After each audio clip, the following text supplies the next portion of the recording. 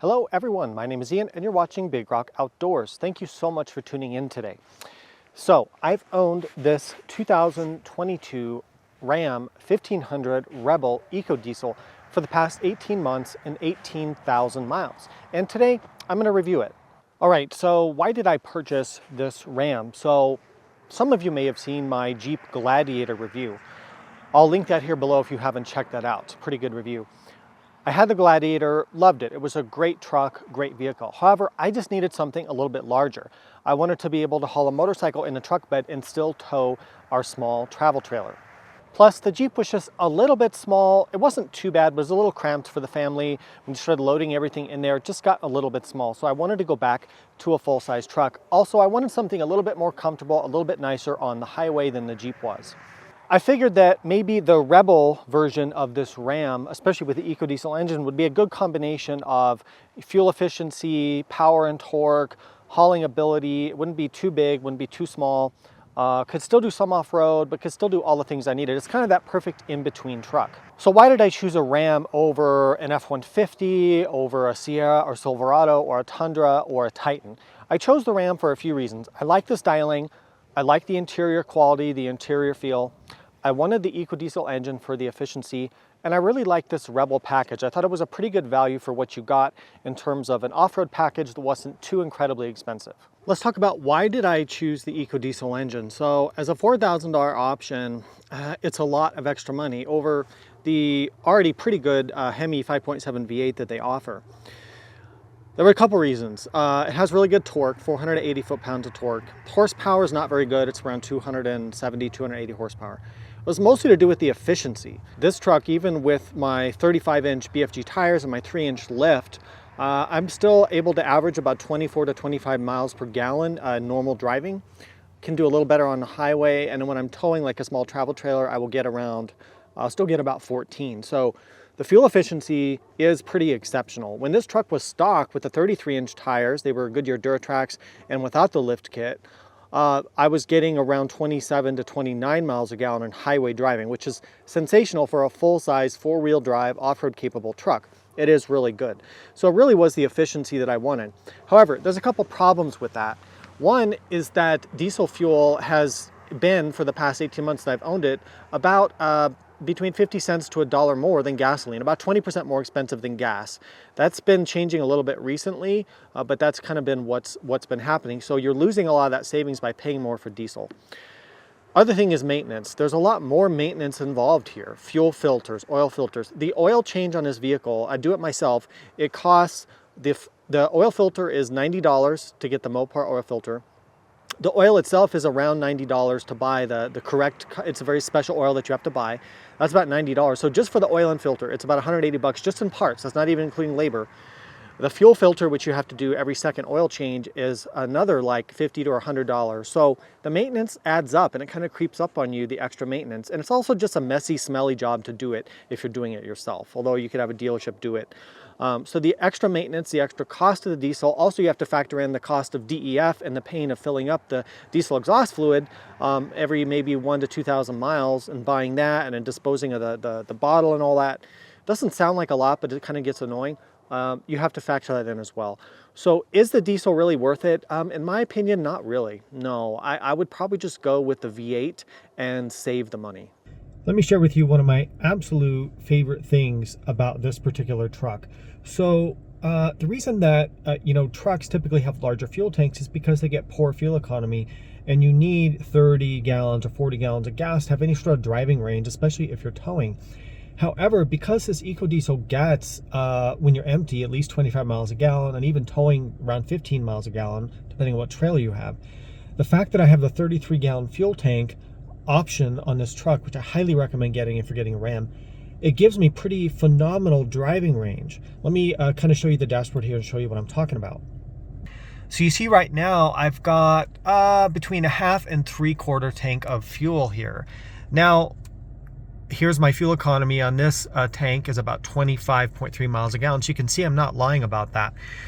The range, look at the range it's showing, 448 miles of range, and that's on just over half a tank of gas. So when I fill this all the way up, I get a driving range here displayed of between 600 to 800 miles. So imagine being able to go 600 to 800 miles on a single tank of fuel. So whether you're just commuting, using the truck for work, towing trailers with it, or if you're doing off-road, any situation where your fuel mileage may be reduced due to how you're driving the truck, especially like for overlanding or something like that, what this allows you is you never have fuel range anxiety. And even in an off-road situation, maybe if you're an overlander, you could still see a fuel range with this EcoDiesel and a 33-gallon tank of 400, 500 plus miles, even if you're getting poor fuel economy. So an amazing feature of this truck is the driving range. It's probably my #1 favorite thing about it. Take you on a little tour. I grabbed the GoPro here. Let me take you on a little tour of the truck, kind of show you. So the front end, you've got the distinctive kind of Rebel styling. You do have LED headlights. You've got LED fog lights. You've got tow hooks. I really like to have tow hooks. You've got this metal, aluminum, I don't know, skid plate here, front license plate. These are the parking sensors you can see, which are a worthwhile thing, although I don't know why it doesn't have a front camera. It really should, for the money, come with the front camera. That'd be more useful to me than the sensors. You can see my BFG tires, the Method bronze wheels. The Rebels have kind of this power bulge in the hood, and they look pretty good. You've got this graphic here. It tells you EcoDiesel 1500. You've got the fake vents. They don't really do anything. They're just for looks. Turn signals in the mirrors. Ram logo kind of in the mirror there. Coming around the side, I wish it had. I would like to get some rock sliders. That would be a nice thing to have, because you can dent this rocker panel here if you go off-road. Come around the back, not too much to talk about. You do get a power sliding rear window. I've got an Amazon, just a cheap Amazon tonneau cover, which actually has been great. I really don't have any complaints about it. It was like 200 bucks. You've got the 4x4 logo, Rebel logo. I like kind of the blacked out look. The twin exhaust, I think, look pretty good. You can definitely scrape the bottom of these in terms of departure angle off-road. The hitch is a little bit of a pain, because where you attach your chains, you kind of got to crawl under there. It's a little bit hard to get on, but not a big deal.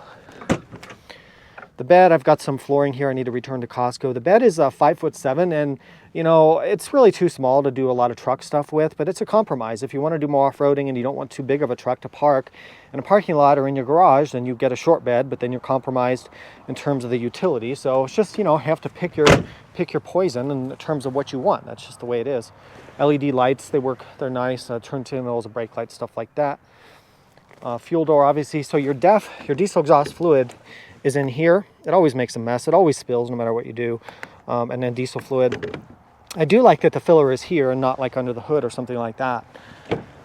I mean, the back seats of these trucks, everybody's talked about it. You know, the modern full-size trucks with their full crew cab, they have tons and tons of room. So even with our kid, we have a 3-year-old kid, car seat, I mean, you still have tons of room in here to put stuff. You can fold these up, and then, you know, I've got my tools and extinguishers and air compressor and stuff under here. There's a ton of room of storage, and I do like that.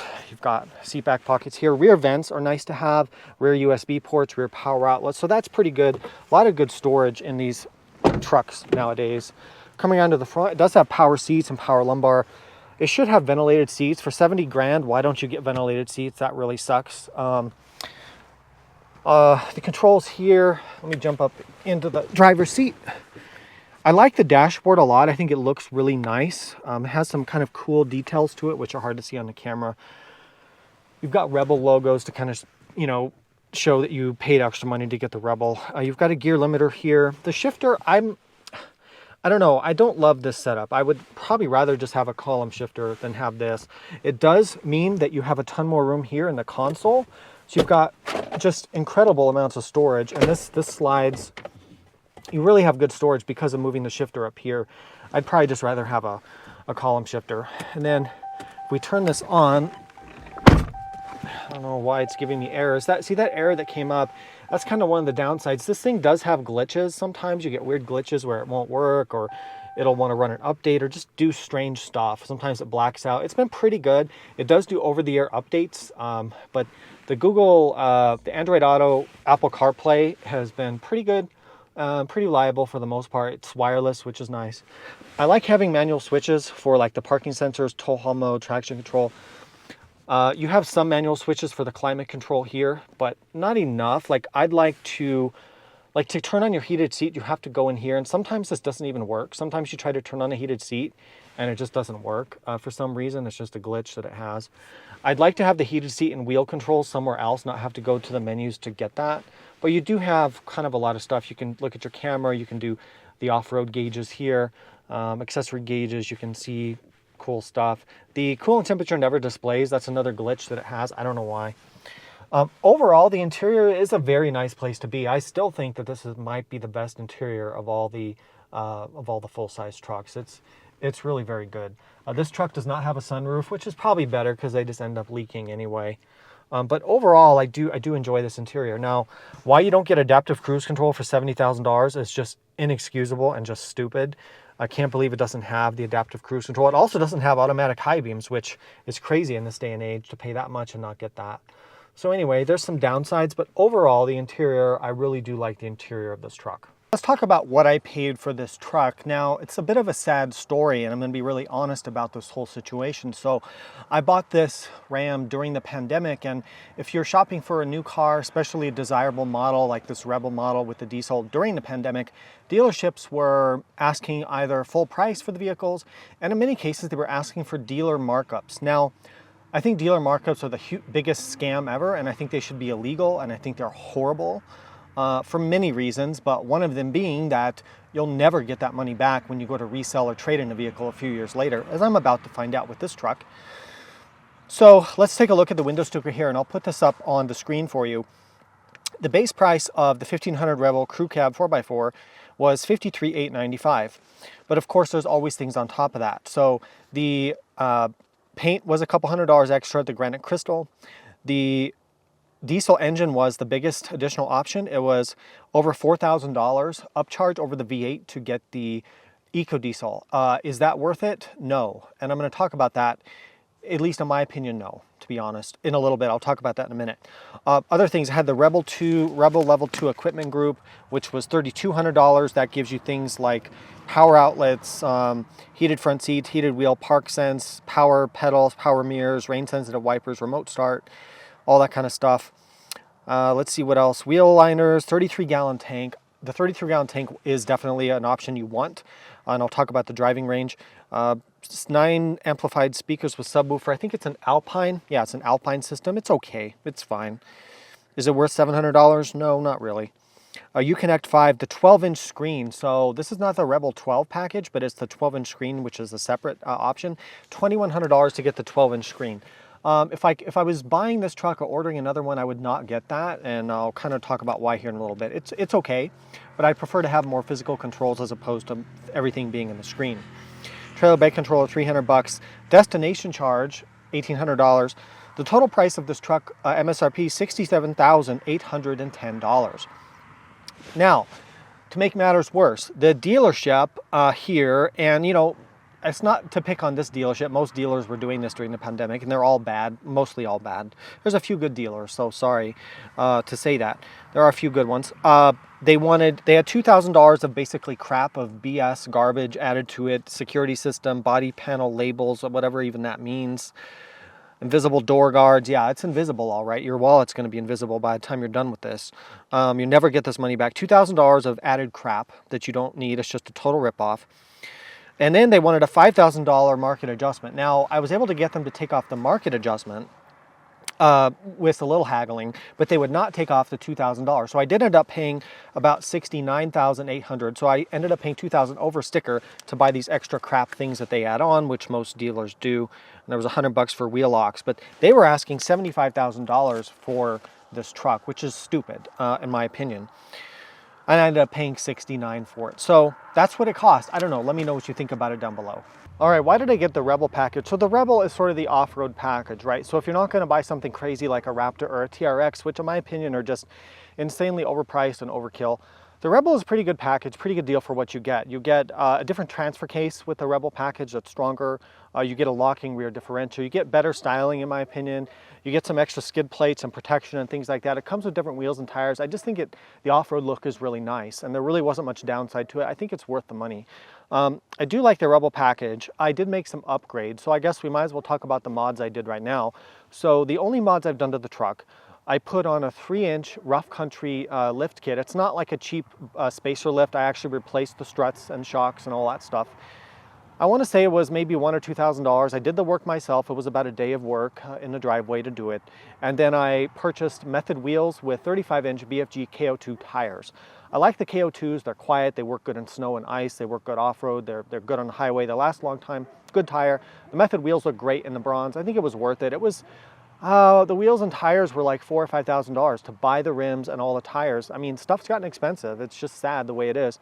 So maybe like $3,000 or $4,000. Yeah, I think the total cost with the lift and the wheels and tires was around $4,000 or $5,000. So pretty big investment, but it did dramatically alter the stance of the truck. It gave it improved clearance, which does make a meaningful difference off-road.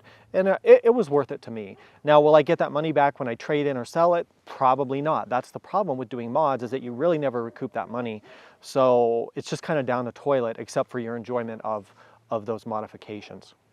We should probably talk a little bit about the driving experience. So let's talk about towing on-road and off-road. So for towing, I've towed everything from like a 1,500-pound motorcycle trailer, which I tow frequently, to a 18-foot GeoPro travel trailer, which is about 4,500 pounds fully loaded. I've also towed a about 8,000-pound, 28-foot long toy hauler. And in all those situations, the EcoDiesel does tow fairly well. It's slow, it doesn't have a lot of horsepower, but it does have the torque to keep the load moving down the highway and up grades. The engine doesn't feel stressed when you're using it to tow, as a gas engine would, you know, revving up really high as you have with a naturally aspirated engine. So the turbo diesel engine does do what it's really intended to do in terms of the towing. In terms of towing fuel economy, it's pretty exceptional. I see anywhere between, even towing the 8,000-pound toy hauler, I still got like 12 miles a gallon, which is pretty good. Towing a smaller trailer, my motorcycle trailer, I can still get 20 miles a gallon, 21 miles a gallon with that. With the GeoPro, I get 14 or 15 miles a gallon. So towing economy is good. And the towing experience is okay. It doesn't ride very well. I feel like the coil springs, it kind of moves around in the back. It doesn't have the most secure feeling. It's okay. Part of that is some of my mods that I've done, that makes it worse. So any mods you do to your truck, you're just gonna make the performance worse, honestly. You improve the look, you may get maybe a little better off-road so you don't like scrape rocks and stuff, but when you put on lift and bigger tires, you are hurting your towing performance. Let's just be honest about that. And your 0 to 60, and your braking, and your safety, and all that. On-road driving. So with on-road driving, the driving experience is nice. It's relatively quiet. It is slow. It's probably like 9 seconds, 0 to 60, something like that. So it's slow, but you get the great fuel economy. It drives pretty well. The transmission performance, we haven't talked about that. The ZF 8-speed automatic is exceptional. One of the best things about this truck is that ZF 8-speed. It's always in the right gear. You never have to change the gear manually. Very good logic, very smooth, very happy with that. Off-road driving. For off-road driving, I have done some off-road trips with it, and Zabrego Desert, places like that. It's pretty good. In stock form, the Rebel's already pretty capable for a full-size truck. And when you do the mods, you even get increased clearance and things like that. At the end of the day, it's still a full-size truck. It's not a Jeep Wrangler. It's not a short wheelbase vehicle. You have to be careful what you're doing. But I was pretty impressed overall with its performance in terms of off-road. All right, we've covered a lot of this already, but let's kind of just summarize the pros and cons here for this Rebel. So for me, the pros, number one, the fuel economy is pretty exceptional. To be able to get 25 miles a gallon in mixed driving on 35-inch tires with a lift on a full-size four-wheel drive truck, I mean, good luck doing that with anything else. The only other truck that would come close to this, probably be better than this, honestly, and would be a better truck, would be the newer Chevy and GMC 3-liter Duramax inline-six diesels. Those are a better truck. That's what you should get, but that's a subject for another video. The EcoDiesel engine, I just don't think is going to have the longevity and the reliability. They just have a poor track record, and they just don't, the drivability is a little bit bad. We'll touch about that in a second, which is one thing I haven't talked about. Another pro is the transmission performance. The trans is excellent, and we've talked about that already. Another pro for me, the ride quality is pretty good. It definitely gets worse when you do the modifications, when you change things. Go to bigger tires, that makes your ride worse. A lift, that makes your ride worse. But in stock form, it actually rides pretty well, and I think the coil springs probably help with that. The interior, everything from the fit and finish to how things work, the comfort, the storage, the packaging, very, very good on the interior. In terms of comfort, I have found the comfort on the seats to be pretty good. Not amazing, but pretty good. So I would list that as a pro. So what are the downsides? So the first downside I want to talk about, there is kind of a drivability issue. It's got lag. So yes, turbos have lag. They all have a little bit of it. But I feel like when you first get into the pedal, like when you're taking off from a stop sign and you're trying to merge into the highway, there's a delay and it's super annoying, and a truck just feels like a dog, right? It feels slow. To get around that, you just have to push down really hard on the pedal to kind of get that turbo to spool up. But it's annoying, and the GM diesels don't have as much of a problem with that. Another downside to this truck, or I guess this could be true of any diesel truck, I suppose, is there's extra maintenance with a diesel, right? The problem with this is that you're not really getting like a super amazing powerful engine like you are with the heavy duty diesel trucks. So you're not really getting the benefit other than the fuel economy, which is true, although diesel's more expensive, which offsets that. The extra maintenance of the diesel, which I've talked about, I just don't really think it's worth it. Plus, you're paying more upfront, and you're going to have much lower expected reliability in the long run, with too much to go wrong. So I would say no to the EcoDiesel, even though this Gen 3 is the best EcoDiesel that they've done. Another con we've kind of talked about, there are some software glitches with the Uconnect system. They come and go, and the updates come through, and then it gets a little better, but then something new crops up. I think all modern vehicles with all the software they have, this is something we're going to be seeing. Another downside I didn't mention is that there's an ongoing issue with these trucks with the tailgate latching. It's not that the tailgate opens while you're driving, but it never really latches properly, and it's just super annoying. There was a recall for this, or a TSB, I forget which one. It was either recall or a TSB. I took it in, they checked it, they made an adjustment, they said it was fine, but in my opinion, it's still not fine. It still doesn't really latch properly, and it's kind of finicky to get it to latch. So that's kind of inexcusable on a $70,000 truck. Another con for me is I think that the truck is too expensive when you consider the features that it's lacking. So you're paying, you're getting all these options, and you're paying $70,000, close to it or more, for this truck, and you still don't get some basic features like adaptive cruise, which a new Corolla has, or automatic high beams, which a new Corolla or a base Kia or Hyundai, they all have that. To not have that is just dumb. So I really don't understand that approach. I think it's just the greed on part of the manufacturer. Okay, to try to wrap this up, I think, there's a big question. Would I purchase this truck again? It's a really, really hard question, because on the one hand, the truck is a bit of a unicorn, right? 25 miles a gallon, it's pretty good off-road. You can haul your family around, you can daily drive it, you can tow with it. So it serves a lot of purposes and is my only vehicle. My wife has a Mazda CX-5 as her car, and I have this, so it does a lot of stuff. But ultimately, I'd probably have to say no, I wouldn't purchase this again. It's not that it's really done anything really badly wrong. It's just that I feel for around the $70,000 mark, if I was doing it again, and I'm about to do this again to get another truck, I'd probably just buy a heavy duty truck if I'm looking at spending around that amount of money and just get that extra capability. And if you really wanted more of an off-road focused machine, I'd just get a Gladiator, or if you don't need a truck, get a Wrangler or a Bronco or something like that. You can buy a lot of nice vehicles for 70 grand, and I'm just not quite seeing the content here to really justify maybe me spending this much money again for this truck.